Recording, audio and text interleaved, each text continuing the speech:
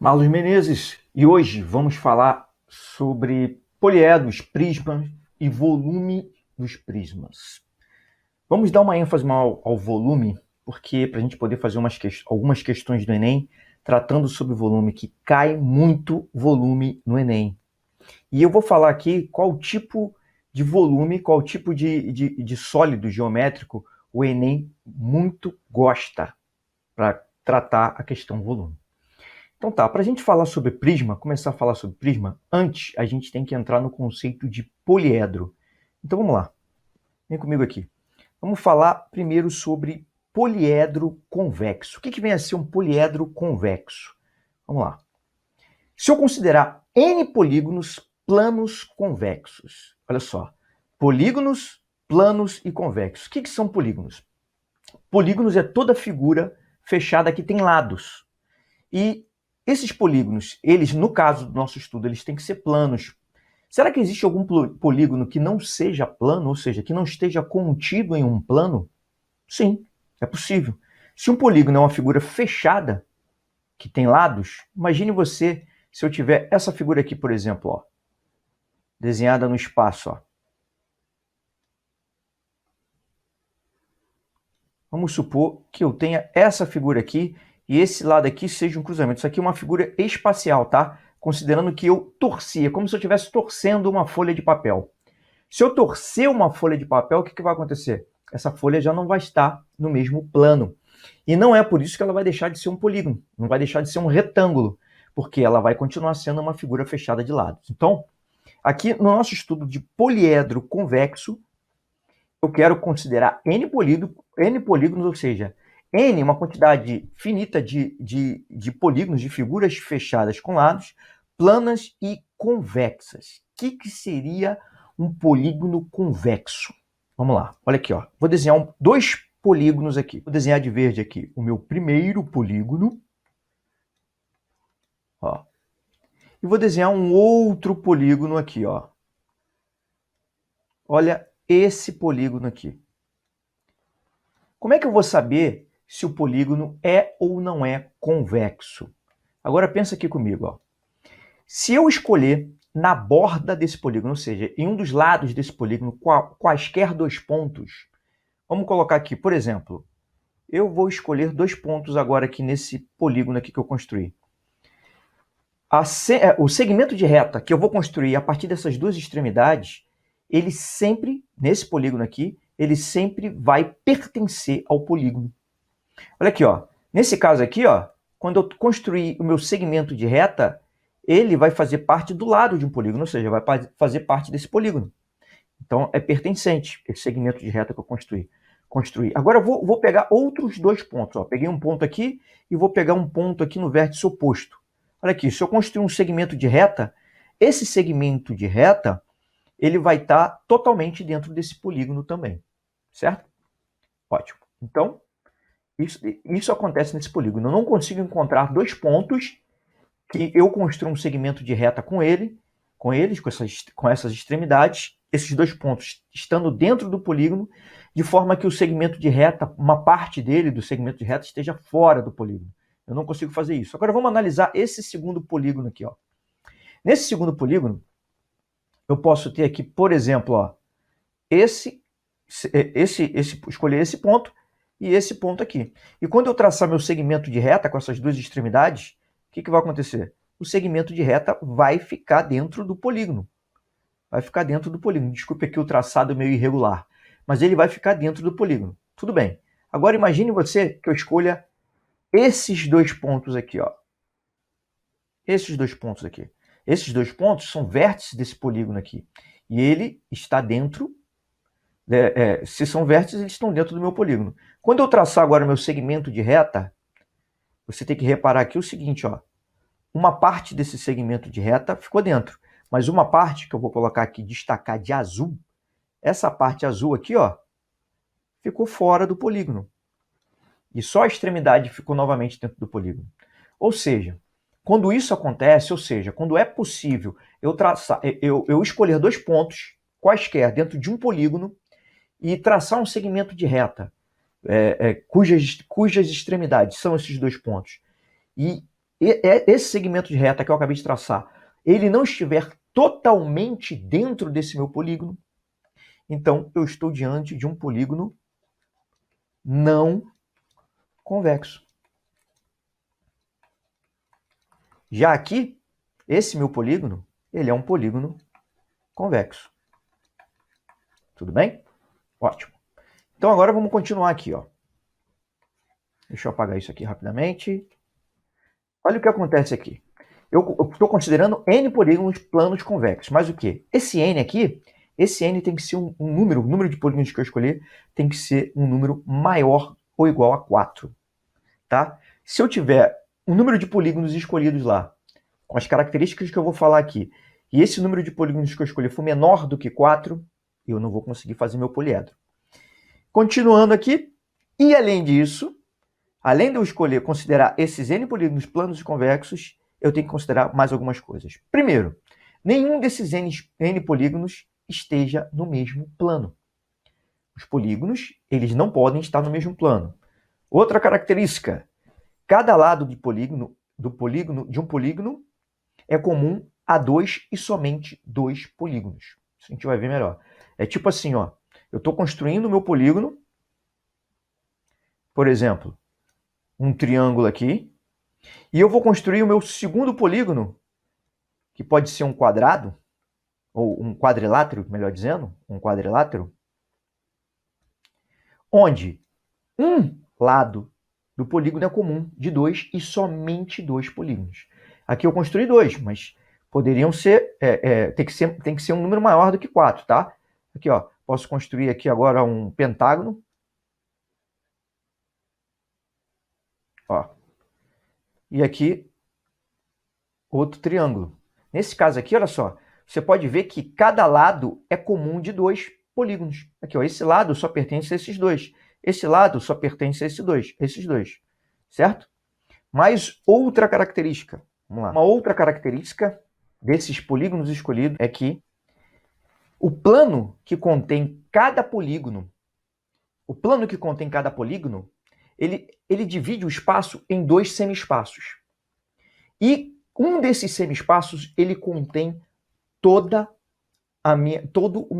os outros polígonos escolhidos. Certo? Quando isso daqui acontecer, olha só o que vai acontecer, ó. A interseção de todos esses semi-espaços, ou seja, desses desses planos que contêm os polígonos e divide o espaço em duas partes, a interseção de todos eles vai gerar o meu poliedro convexo. Vamos a um exemplo? Vamos aqui, lá. Ó. Aqui eu tenho um exemplo de um poliedro convexo. Olha aqui. Esse poliedro, ele tem 12 faces. Ou seja, ele tem 12 polígonos. E existem polígonos aqui que eu não consigo ver. Vamos tentar vislumbrá-los agora. Olha aqui, ó. Isso aqui é um dodecaedro, ou seja, tem 12 faces. E as faces escondidas eu coloquei aqui de azul. Essas linhas pontilhadas são todas que a gente não consegue ver, né? A não ser que o meu poliedro seja de vidro. Eu consigo ver as faces por trás dele. Ou se ele for transparente.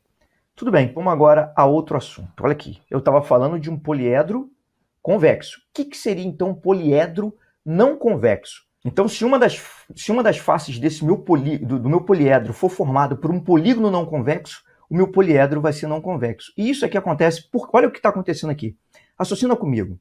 Uma daquelas características, a terceira característica que eu tinha mencionado, para o poliedro ser um poliedro convexo, era o quê? É que o semi-espaço de cada plano que contém o polígono de uma face, ele não corte, ele contenha, cada semi-espaço, ele contenha todos os outros polígonos. Olha o que acontece aqui nesse caso aqui, ó. Vamos pegar essa face daqui que eu vou pintar de verde, ó. Essa face daqui, ó. O plano que contém essa face,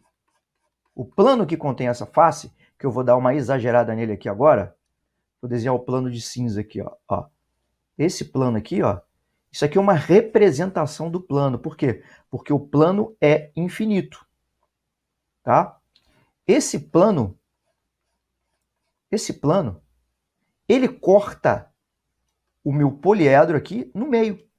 Ele divide, um dos semi-espaços dele, ó, o semi-espaço que está aqui voltado para mim e tem um semi-espaço que está voltado para trás. Ele divide o espaço em dois semi-espaços. E ele não está, um desses semi-espaços, ele não contém todos os outros polígonos. Quando isso acontece, eu tenho um poliedro não convexo. Vamos ver o exemplo anterior. Olha aqui, ó. Nesse exemplo aqui, você pode ver que em cada face que eu tenho aqui, eu tenho um plano que contém aquela face, e esse plano, ele divide o espaço em dois semi-espaços, e um desses semi-espaços contém todos os outros polígonos. Em cada face que eu pegar aqui, ó, por exemplo, essa face do meio, eu vou ter um semi-espaço aqui, o plano que contém essa face, eu vou ter um semi-espaço voltado para mim, que não contém nenhum polígono, e um semi-espaço atrás desse plano, para dentro aqui da minha tela, para dentro da minha tela. E esse semi-espaço, ele contém todos os outros polígonos. E é exatamente por isso que esse poliedro é um poliedro convexo. Tudo bem? Vamos agora falar sobre prisma. O que vem a ser um prisma? Um prisma é, em primeira análise, um poliedro. Um prisma é um poliedro que possui duas bases paralelas. Olha aqui, ó. Possui duas faces congruentes, ou seja, iguais e paralelas. Isso aqui significa iguais, congruentes. Duas faces iguais e paralelas, que são chamadas de bases. E as demais faces, chamadas faces laterais, sendo paralelogramos. Então vamos lá. Um prisma tem dois conjuntos de faces. Duas faces iguais e paralelas, que são bases, e todas as demais faces sendo paralelogramos. Então vamos aos exemplos de prisma. Aqui, ó, aqui eu tenho vários exemplos de prisma. Por quê? Vamos lá. Vamos analisá-los. Olha aqui, ó. Esse primeiro prisma aqui, eu tenho duas faces triangulares aqui, que são paralelas. Essas duas faces triangulares são congruentes, são iguais e paralelas.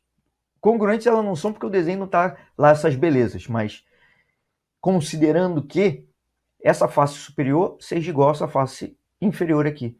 E todas as demais faces, elas são paralelogramos. Olha aqui, ó. É o que eu tenho três faces laterais aqui que são paralelogramos. Aqui eu tenho duas faces, que são as bases, a superior e a inferior, que são pentágonos. E as faces laterais são paralelogramos. Repare, essa inclinação aqui não impede de que eu tenha um prisma. Isso aqui também é um prisma. Só que nesse caso aqui, eu tenho um prisma reto. Por quê? Porque as faces laterais, além de serem paralelogramos, elas são retângulos. Sempre que as faces laterais forem retângulos, ou seja, esses ângulos aqui são ângulos de 90 graus nessas faces. Então eu tenho um prisma reto. Nesse caso aqui eu tenho um prisma oblíquo. Aqui, novamente, eu tenho mais um exemplo de um prisma reto. Além disso, esse aqui é um prisma regular. Por que é um prisma regular? Porque os polígonos que formam as bases, que são essas faces congruentes, são polígonos regulares. O que são polígonos regulares? Que tem todos os lados iguais e todos os ângulos iguais. Todos os lados congruentes e todos os ângulos congruentes. Isso são polígonos regulares. E aqui, nesse caso, eu tenho um exemplo de um hexágono regular aqui em cima. E esse último caso aqui, isso aqui também é um prisma, que eu já tinha dado esse exemplo lá atrás.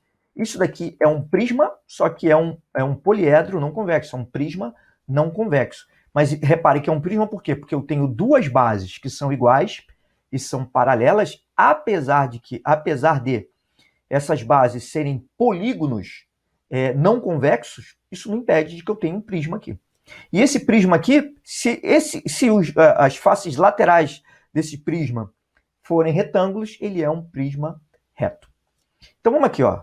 Só rapidamente aqui, ó, para dar alguns nomes. Aqui eu tenho um prisma, nesse primeiro caso aqui, ó, prisma reto de base triangular. Ou um prisma trigonal reto. Nesse caso aqui eu tenho, então, seguindo a linha do trigonal, eu tenho um prisma pentagonal oblíquo.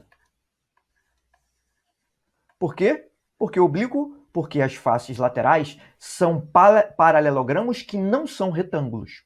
Aí eu tenho um prisma pentagonal oblíquo. Nesse caso aqui eu tenho um prisma hexagonal regular. Certo? E por último, aqui eu tenho um prisma não convexo, que eu posso utilizar. E aqui, se eu utilizar a mesma nomenclatura, eu posso utilizar. Aqui, ó, quantos lados tem aqui essa face, essa base aqui, ó? 1, 2, 3, 4, 5. Então eu posso dizer que é um prisma pentagonal não convexo. Simplesmente isso. E se fosse reto, poderia colocar reto. Tudo bem? Se as faces laterais forem retângulos, ele é um prisma reto. Ótimo. Vamos passar para o próximo assunto aqui. Agora, considerando todos os prismas, existe um prisma que tem um nome que se sobressai aos demais. Esse prisma é o paralelepípedo. Então vamos lá, vamos falar sobre o paralelepípedo. O que viria a ser um paralelepípedo? Primeiro, eu já falei que é um prisma. E também um paralelepípedo é um poliedro. Mas quais são as características desse poliedro? Olha só. O paralelepípedo é um prisma no qual todas as faces são paralelogramos. Opa, mas o prisma não tem que ter faces que são paralelogramos? Calma, cuidado. Cuidado.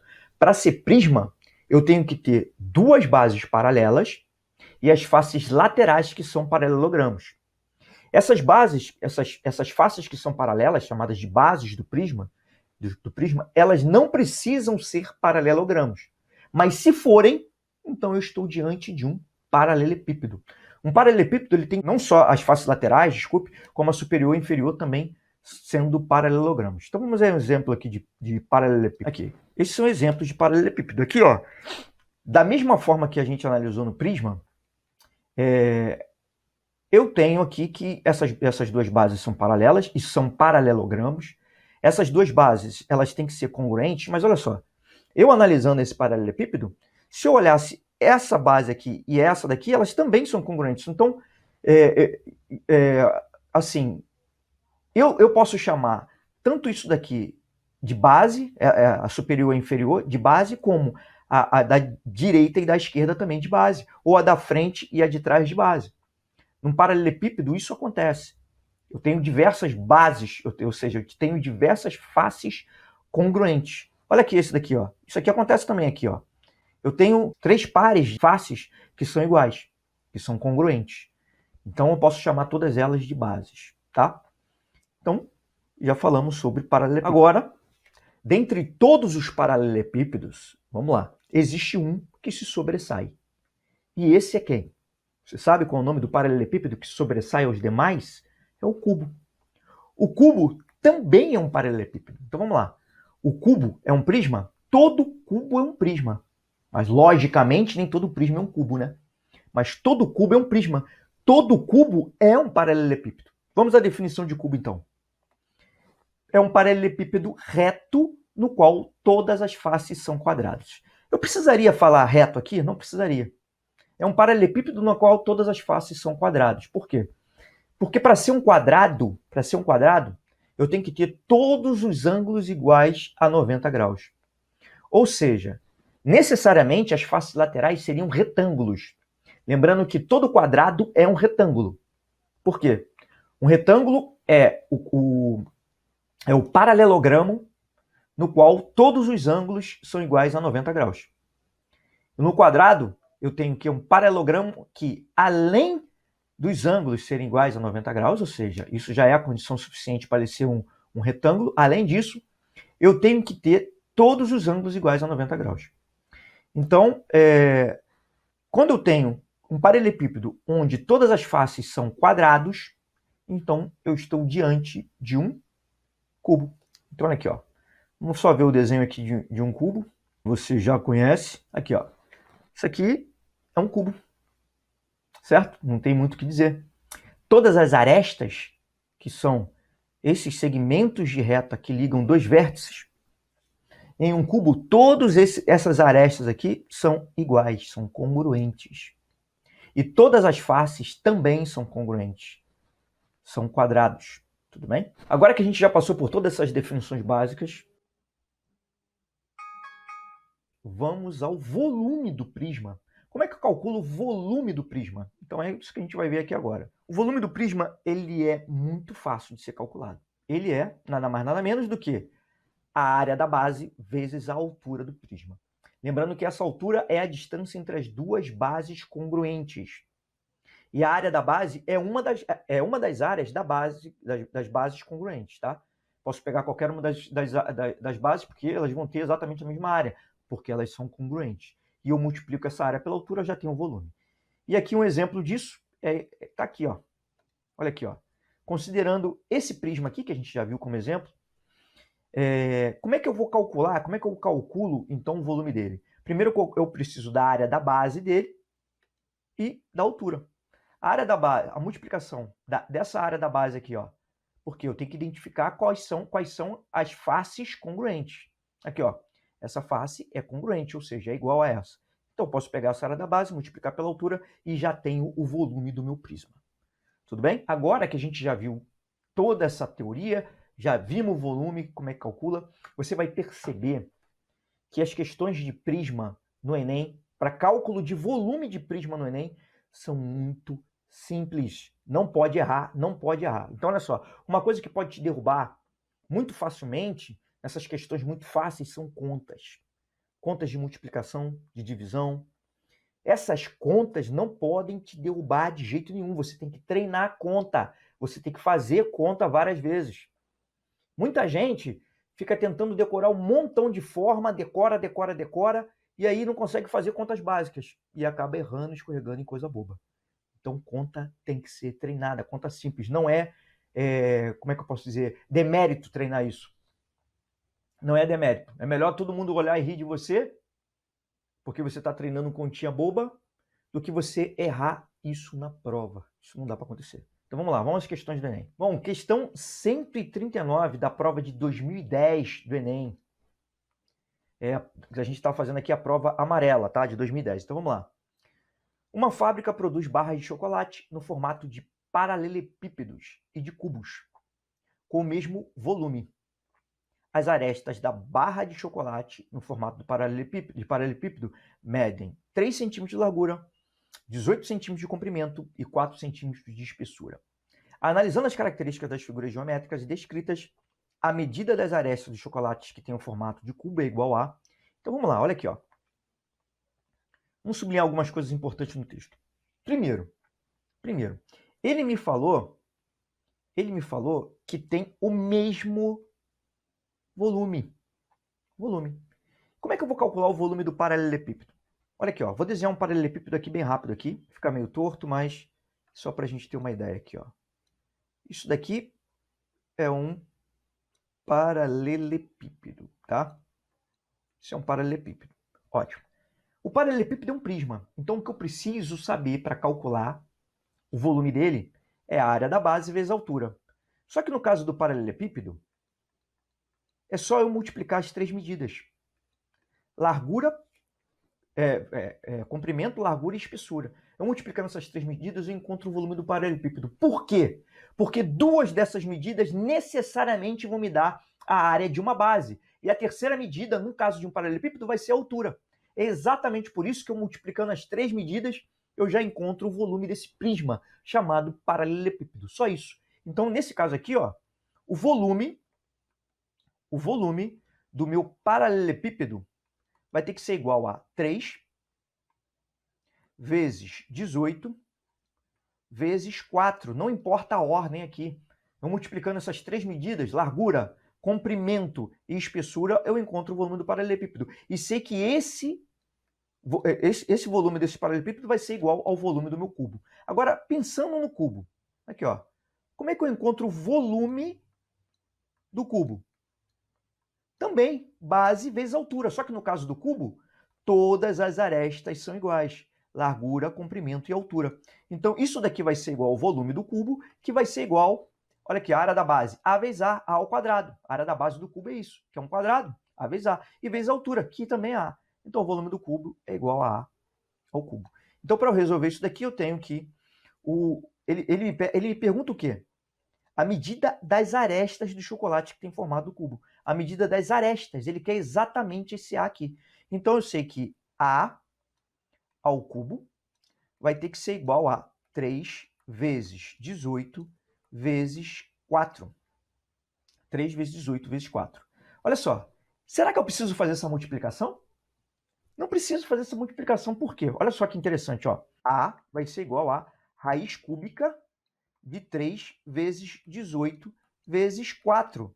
Olha só, em vez de eu sair multiplicando, depois fatorando, eu posso fatorar cada um desses aqui individualmente. Olha aqui, ó. Vamos fatorar o 18, que aliás é o único que precisa ser fatorado, né? Porque 4 você fatora de cabeça. 4 é 2 vezes 2. Quando eu digo fatorar, é fatorar. Fatorar significa expressar um número pela multiplicação de fatores primos. É porque o nome completo é fatoração por fatores primos. Então, eu vou explicitar esse 18 aqui. Em vez de eu escrever 18, eu vou escrever o 18 como sendo uma multiplicação entre fatores, entre números primos. Então, vamos lá. Divido primeiro por 2 dá 9, depois por 3 dá 3, por 3 dá 1. Então, isso daqui tudo, o valor dessa aresta, eu posso escrever da seguinte forma. Isso daqui vai ser igual a raiz cúbica desse 3 aqui, que vai ser 3 mesmo, 18. 2 vezes 3 vezes 3, 2 vezes 3 vezes 3, e 4, que é 2 vezes 2. Olha só.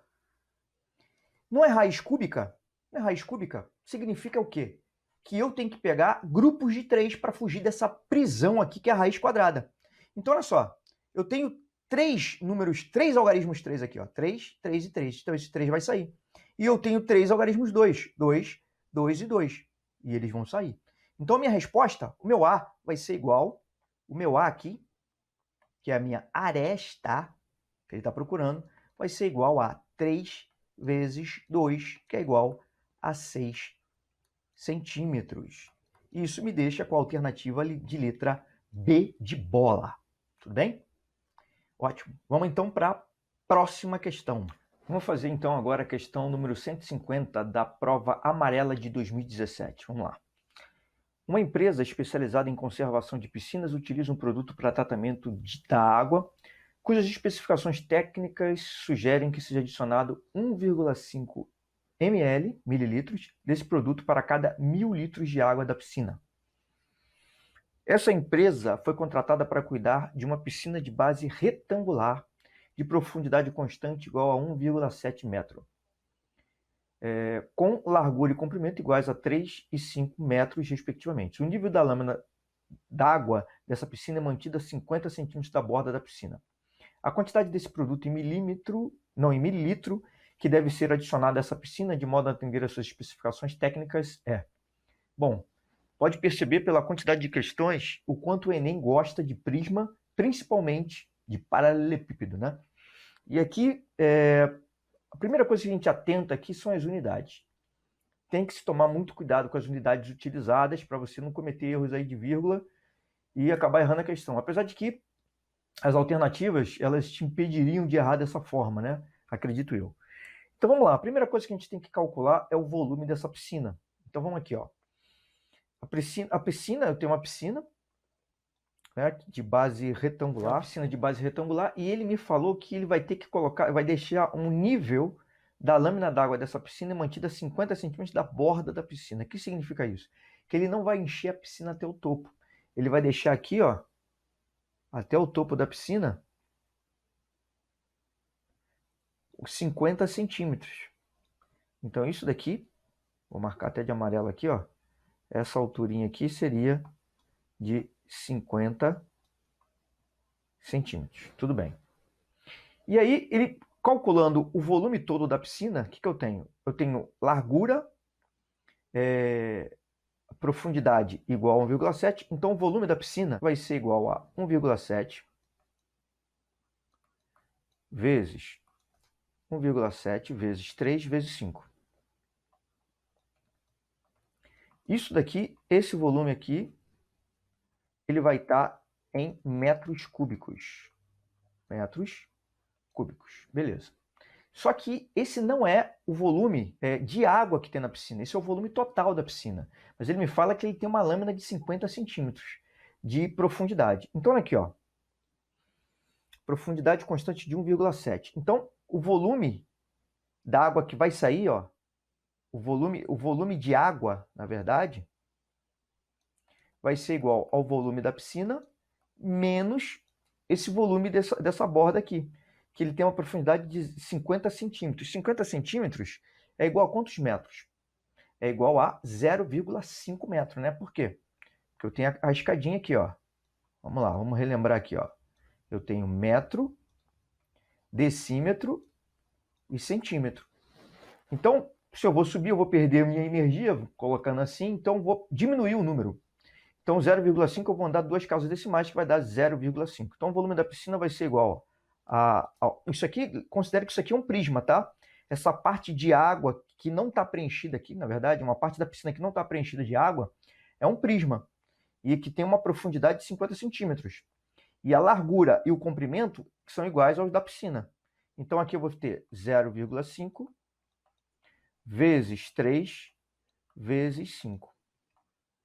Isso aqui também tudo isso daqui em metros cúbicos, né? Isso aqui tudo em metros cúbicos.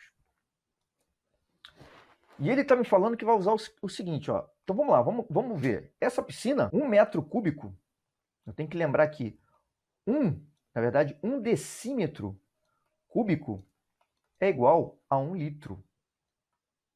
Não posso esquecer isso. 1 decímetro cúbico é igual a 1 litro. Então eu tenho que pegar esse volume de água, a primeira coisa que eu tenho que fazer é converter para litro. Por quê? Porque ele me deu que ele vai utilizar 1,5 mililitro para cada 1.000 litros de água. Então, para converter isso daqui para decímetro cúbico, eu tenho que pegar isso daqui e multiplicar por 1.000. Tenho que pegar isso aqui e multiplicar por 1.000. Então, o volume da minha água, trabalhando aqui, ó, o volume de água que eu tenho na piscina vai ser igual ao volume total da piscina, menos o volume dessa piscina que não tem água, que é 0,5, vezes 3 vezes 5. Isso daqui tudo vezes multiplicado por 1.000, que é 10 elevado a 3. E aí eu vou ter essa resposta toda em decímetro cúbico ou litro. Então, eu vou ter que me basear nisso daqui para continuar a questão. Então, aqui, ó, já tem o volume da água, que eu já tenho o valor do volume da piscina, eu só não fiz as contas, porque eu deixo as contas para o final. Agora eu vou aplicar uma regrinha de 3, só para finalizar a questão. Olha aqui, ó. Se eu uso 1,5 mililitros para 1.000 litros de água, isso aqui é a quantidade de produto que eu estou usando, né? E aqui é a quantidade de produto. E aqui é o volume de água. Então aqui o que eu faço? Eu vou querer saber quanto de produto eu vou usar para essa piscina aqui. Então aqui eu coloco o meu X, ou o meu Q, que é a quantidade de produto, para esse valor total aqui. Só vou pegar o valor de VP, que é quanto? 1,7 vezes 3 vezes 5. Então eu vou ter 1,7 vezes 3 vezes 5 menos 0,5 vezes 3 vezes 5. Tudo isso daqui vezes 10 elevado a 3 litros. E aí eu vou conseguir encontrar a quantidade do meu produto. E a quantidade ele está pedindo em que unidade? Em mililitro. Em mililitro. E a minha resposta já vai sair em mililitro mesmo daqui. Então vamos lá, ó.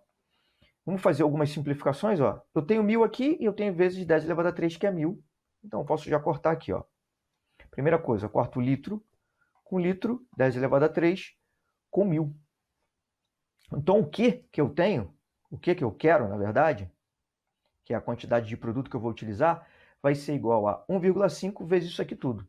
Mas olha só, eu tenho 1,7 vezes 3 vezes 5 menos 0,5 vezes 3 vezes 5. Esse 1,7 aqui, ele pode ser colocado quer dizer, o 3 vezes 5 pode ser colocado em evidência. Então, a conta que eu tenho que fazer vai ser essa daqui, ó. 1,5 vezes 1,7 menos 0,5 dá 1,2. Então, vai ser 1,2 vezes 3 vezes 5. Com isso daqui, eu encontro a quantidade do meu produto. Então, vamos lá. Vamos fazer. 3 vezes 5, 15. Que é 15. 15 vezes 15 dá 225. Só que eu tenho 1,5. Então, é a mesma coisa que eu dividir por 10. Então, 225 dividido por 10 dá 22,5. Então, isso daqui vai ser igual a 22,5 vezes 1,2. É a conta que eu não fiz aqui, ó. Vezes 1,2. Então, vamos lá. 22,5 vezes 1,2. Esqueço a vírgula inicialmente. 2 vezes 5, 10, vai 1. 4 com mais 1, 5. 2 vezes 2, 4. E aqui é vezes 1, só repito, ó. 5, 2, 2. Somando, 0. 10 vai 1. 5 mais 2, 7. 2, 27. Andando duas vezes, tem duas casas depois da vírgula. Ó. Ando duas vezes, dá 27. Então, o meu quê? A quantidade de produto que eu vou ter que utilizar, ó, é igual a 22 mililitros. 22 mililitros. E isso me deixa com a letra B de bola. B de bola. Tudo bem? Agora vamos fazer essa questão aí que caiu na prova de 2019, a prova amarela de 2019. Questão 169 da prova amarela de 2019. Um mestre de obras deseja fazer uma laje com espessura de 5 centímetros utilizando concreto usinado, conforme as dimensões do projeto dadas na figura. O concreto para fazer a laje será fornecido por uma usina que utiliza caminhões com capacidades máximas de 2 metros cúbicos, 5 metros cúbicos e 10 metros cúbicos de concreto. Qual a menor quantidade de caminhões, utilizando suas capacidades máximas, que o mestre de obra deverá pedir à usina de concreto para fazer a laje? Então vamos lá. A primeira coisa que eu tenho que me ligar é calcular o volume dessa laje. Olha aqui, ó. Ele me deu todas as dimensões daqui da laje, só que ela vai ter uma espessura de 5 centímetros. Foi o que ele me deu aqui, ó. A espessura da laje vai ser de 5 centímetros. Isso aqui, qual é a figura para calcular o volume dessa laje? Isso daqui trata-se de um prisma. É um prisma. Por quê?